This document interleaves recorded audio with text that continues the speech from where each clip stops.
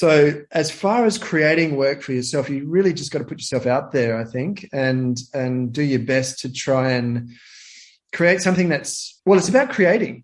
Really, that's what we're here to do. It's about creating. Yeah. And however you want to do that, however you feel you can contribute to the arts and to people wanting to come back to theatre or movies or music or singing, whatever it is, I think you just got to put it out there. Be brave and put it out there any way you can.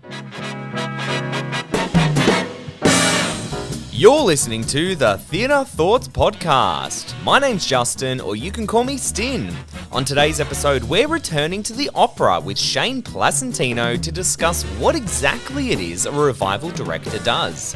Shane holds an extensive history in dance with the Sydney Dance Company and behind the scenes with Opera Australia, and now he's chatting exclusively with us about his next project.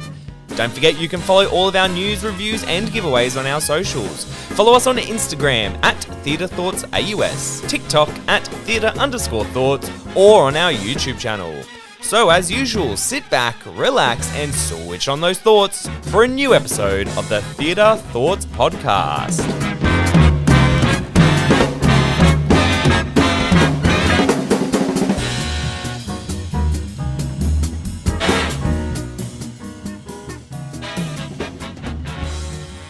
Welcome everyone to another episode of the Theatre Thoughts Podcast. We're introducing today a man who's had a wide range of experience in both ballet, dance and the opera, currently working on the revival of Madama Butterfly, which is coming to the Opera House from the 29th of June to the 30th of July.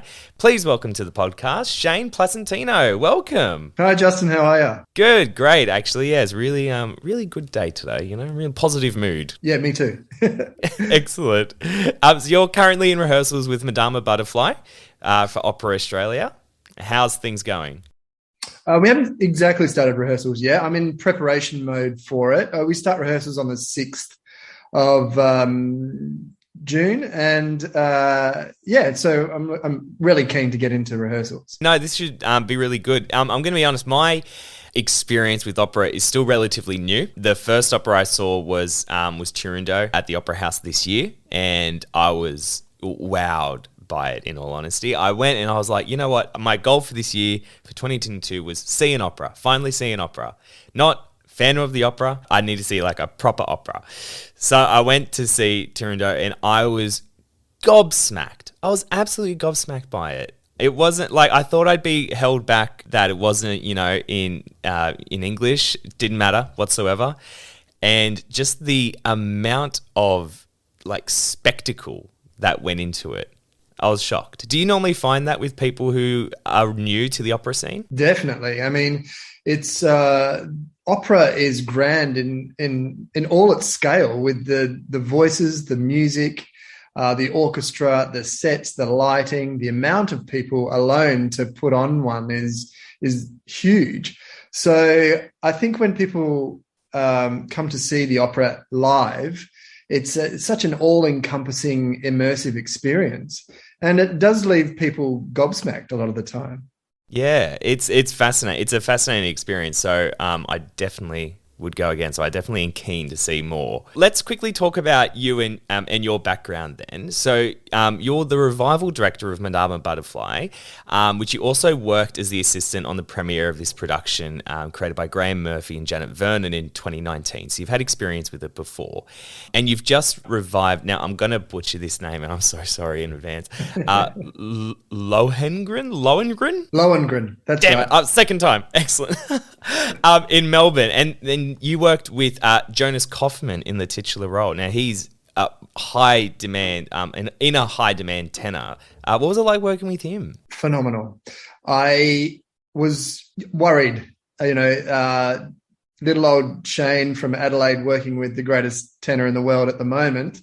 But really, his legacy is not only going to be just his singing, which is phenomenal on its own, but him as an artist and a collaborator and very, very lovely man who did anything I asked him to do. He really was, as long as we're making the story clear and as long as we're, pushing that story, he was willing and able and absolutely lovely. So his legacy as an artist, I think, is going to really be up there with his singing. Yeah, fascinating. So, and I like what you said, little old Adelaide me. So actually on that, so let's look at your background. So you've had extensive experience with the Australian Ballet School and the Sydney Dance Company. So you graduated from the Australian Ballet School in 1990 and you were accepted into the Australian Ballet in 1991 and then you joined the Sydney Dance Company in 2002. So what was that always your dream, to be a dancer in all these massive companies? I don't know if it was early on when I was a wee lad in Adelaide. I don't think I really thought so much about joining the Australian Ballet. I just really enjoyed going every Saturday morning to dance class and just doing my thing, really. It's lucky being the only male amongst all these female, so you get sort of a lot more attention than and then everyone else. So I liked that attention, and so I kept going, really. And then as I kept going, several teachers said to me, "You're really quite good at this. Maybe you should think about auditioning for the Australian Ballet School." And I thought, yeah, sure, I'll audition. And then the form that came with the audition was you could tick this little box that said audition only. For experience only. So that meant that you were just doing the audition for experience, but you wouldn't really go. They wouldn't think of you as going. Oh, so okay. Because I wanted to do year 12. I was finishing year 11 and I wanted to finish high school. But 4 or 5 weeks later, I think I got a letter in the mail. That's when, it's before emails. Yeah, before, yeah. And and I got a letter in the mail saying, "You've been accepted into the Australian Ballet School." And I asked around and I was the only one, not only the only boy, but I was the only one from South Australia to get in that year. Wow, that's massive. And so I thought, you know what? And my parents, who were totally supportive, we all sort of thought this is too good an opportunity to pass up. So little did I know, I tied up loose ends with my high school, and I jumped on a train and trained it to Melbourne and started the ballet school there. Wow. In 1988, which seems like forever now. It does, doesn't it? Yeah. So that's sort of, as far as dreams go, once I got into the Australian Ballet School, then, the goal was to get into the Australian Ballet Company and then to try and work my way up the rankings there as high as I could. And after 10 years at the Australian Ballet, which was phenomenal, I took a little bit of a break and then decided to join Sydney Dance Company. Or they had an opening, actually, and I was filling in for someone. And then everything went really well and ended up staying at Sydney Dance Company for about 7 years. Is that where you met? Is that where you met Graham Murphy? No, I actually met Graham Murphy at the Australian Ballet. So I think it was 1992, 93, something like that. Graham was doing his version of Nutcracker. Oh, okay. For the Australian Ballet. And actually, I just remembered this story recently. We were he was about to create the sailor's dance for the Nutcracker. And we were standing around in the rehearsal studio and there were about 7 of us. And he said, "All right, who wants to go first?" And we all looked at each other, and me being the precocious youngest one there, I said, "Yeah, I'll go." And so away we went, and he was choreographing on me way back then. And I loved the experience. He's such a wonderful choreographer, let alone, and creator, that and so lovely to work with that, that's where we first met. And I did another one of his ballets called Beyond 12 while I was in the ballet.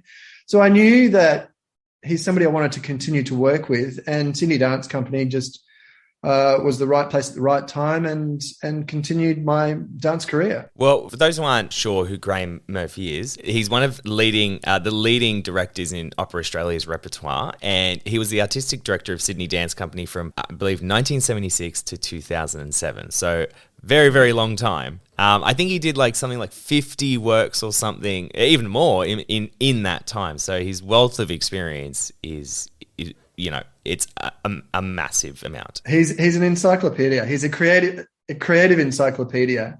And not only that, he is very sharing and caring, and he gives you quite a lot of information, but he also wants your ideas and thoughts, and he is very collaborative in that regard. And he's been like that ever since I've met him as a dancer, and now on the other side as his assistant, and even as a person and a friend and a mentor. He's been very generous, extremely generous, and I owe him, a lot.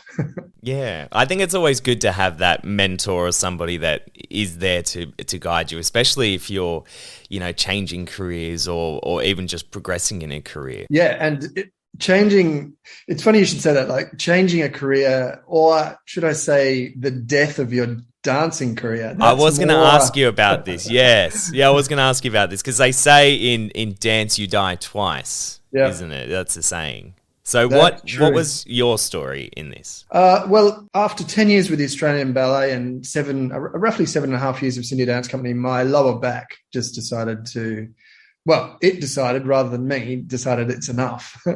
I was getting back spasms, and I have 3-level disc degeneration in my lower back. So that mixed with a lot of partnering and lifting and, just the nature of physical contemporary dance in particular, it became too hard to maintain my body. And I had to give it away. And that was, I didn't think I had a problem with it.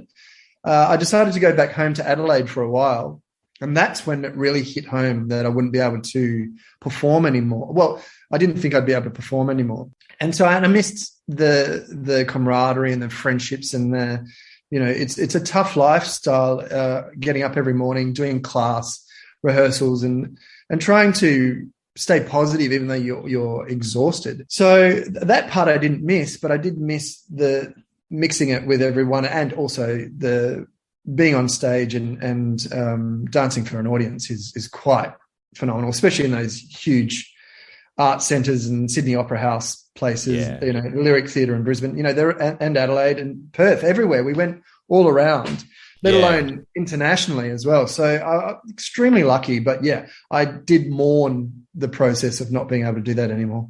Yeah, definitely. It would have been a grieving process, isn't it? I know a lot of people went through that, recently with the pandemic. You do go through that grieving process of loss, and I don't think people recognise that in theatre. No, perhaps not. I think, no. Well, maybe they do in theatre, but in other work, I think it's a little bit, I don't know, maybe it's easier to transfer some of the skills you have in maybe an office job to other office jobs, but it's not necessarily in dance in particular. We have those skills of self-discipline and artistry and creativity, but that's not necessarily easy to transfer to an office job, I don't think. But yeah, exactly. Like if you're moving out of theatre and that would be the hard part for sure. But anyway, I managed to move on, which is great. Yeah, well, actually, let's go on to that. So this was in 2015. Opera Australia asked you to assistant direct and choreograph Faust. Is that correct? Yes. Actually, it went just slightly before that. Graham actually, when my back injury happened and I said, listen, I can't dance anymore, Graham got wind of it and he asked me to assist him for his opera, Aida, way back in 2008. When I was stopping dance. So I did that, and it was part of the opera conference, which is where all the opera companies in Australia put money into a production and it travels around Australia. Opera Australia administer that. And so I found myself in Perth with Graham and Janet helping to put on a massive Verdi opera, Aida, which is, huge. Mm. And that's where I started, really. And it went from Perth to Melbourne and Sydney, Brisbane and Adelaide. And I put it on in all those places. And then there was a bit of a lull for a moment. And then, Opera Australia contacted me to ask if I could revive or assist reviving Faust. And I think it's because it has, 10 female dancers and 1 male dancer. So the dance aspect is really where I had a leg in the door. And that was also part of an opera conference production, and it went around the country as well. So it wasn't with Graham and Janet, but it was a different opera, and I learned a lot from that too. It was a fantastic experience. The word is out, the Theatre Thoughts Monthly is here, and it's your chance to get exclusive giveaways, podcast episodes, reviews, and more direct to your inbox. Don't wait until next month, get this month's Theatre Thoughts Monthly now. It takes 2 seconds to sign up. Simply head to the link in this episode's description and select the Theatre Thoughts Monthly option to fill in your details. It's that simple. You'll receive links direct to this month's edition of Charlotte's Cheap Thrills, early access to an exclusive giveaway only for Theatre Thoughts subscribers, and the early goss on our next massive star on the podcast. Now, let's get back to today's episode. So, because you're currently the revival director on Madama Butterfly, could you briefly explain the difference between a revival director and a director? Because I know Graham is the director himself, but what's a revival director? Is there a difference between the two? Yes, very much so. So the director is usually the creator and the person behind the original ideas. And the director would work with the lighting designer, the set designer, costume designer, in this case, a content designer for the LED screens. And they would put it all together, and he would sort of be the conduit between all of those departments, plus the singers and conductor as well. So as a revival director, I need to bring all those elements together and do the same thing, but without changing or minimal changes to the production, and try and realize Graham's initial vision for the opera. Right. Okay. Yeah. See, isn't that funny? Because I always just assumed like a revival director was you were directing something that was already like being done, and you just were like restaging it. So that's interesting. I love learning all these new things. With theatre, it's so multifaceted. There's so many things in theatre that you can just kind of learn. Yeah. I mean, there is an element of, because we get different cast. You can't do exactly the same thing on the previous cast or the original cast, because you've got to let, I think, artists want to do their own thing, but you have to, I believe you need to allow them to own the production as well, because at the end of the day, I'm not up there singing or performing it. They are. So if they have input that they feel is valuable and it helps create to make the story clearer, and they own it, then they're going to want to do it more. And so that's really my job, is to maintain Graham's vision, but to incorporate and include the people that are performing into that vision. So with Madama Butterfly, could you give us just a brief little, one of your little spiels about Madama Butterfly? So give us the highlights.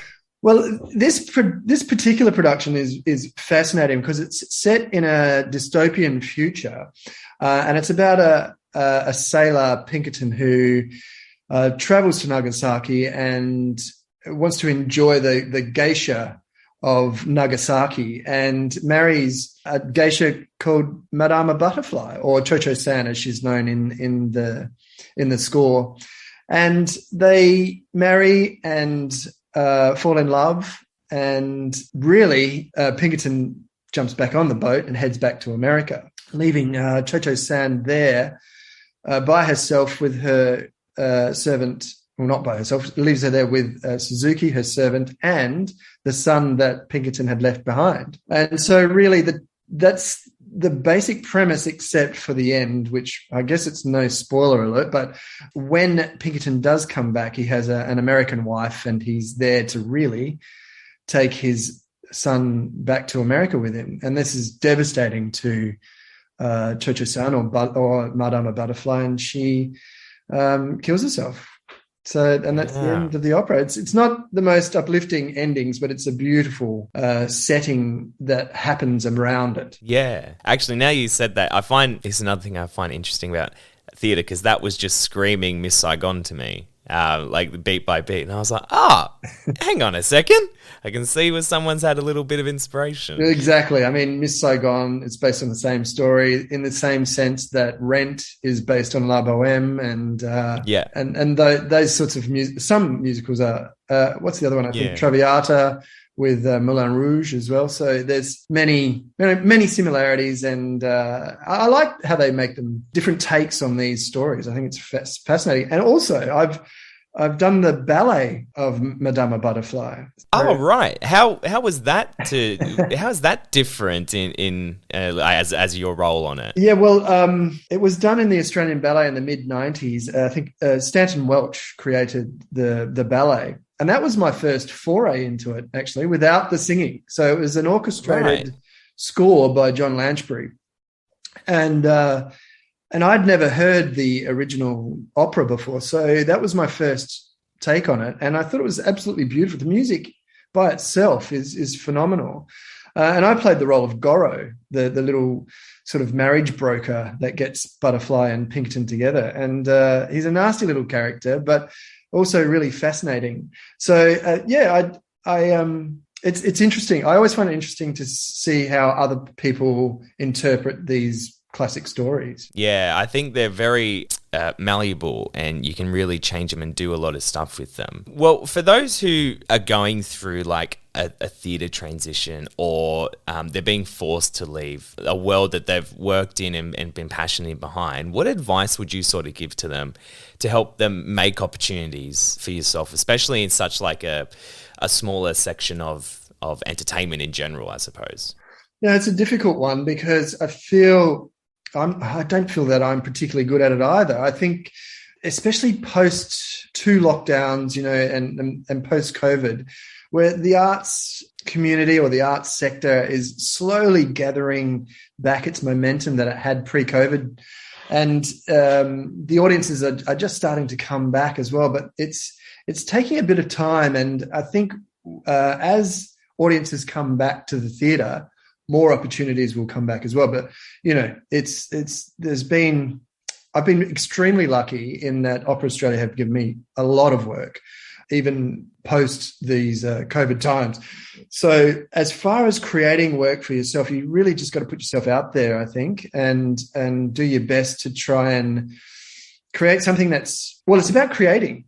Really, that's what we're here to do. It's about creating. Yeah. And however you want to do that, however you feel you can contribute to the arts and to people wanting to come back to theatre or movies or music or singing, whatever it is, I think you just got to put it out there. Be brave and put it out there any way you can.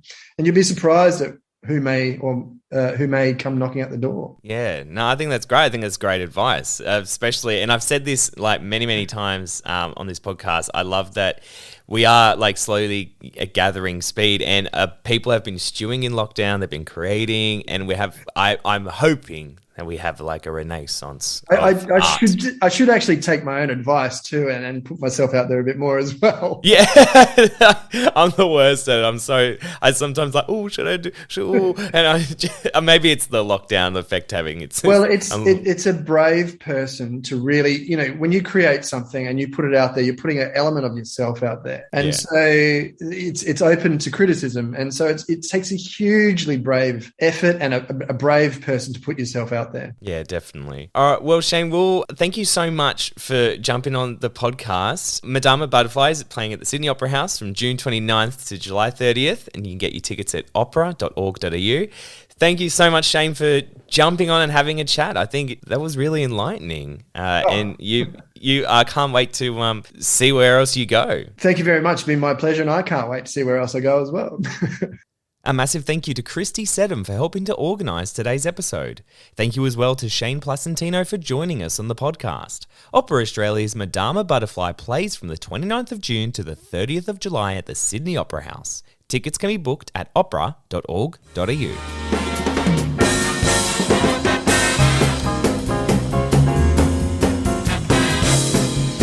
That's it for another episode of the Theatre Thoughts Podcast. If you're looking to see more theatre in 2022 and consider yourself to be a writer, why not join our growing team of reviewers? We are currently on the lookout for new writers in Sydney and Melbourne to join our team. You'll gain great experience in writing reviews and expressing your opinions, plus you get to see theatre shows on us. If this sounds like you, email us at theatrethoughtsteam@outlook.com or by contacting us on our website, theatrethoughtsoz.online. And we'll see you next time here on the Theatre Thoughts Podcast.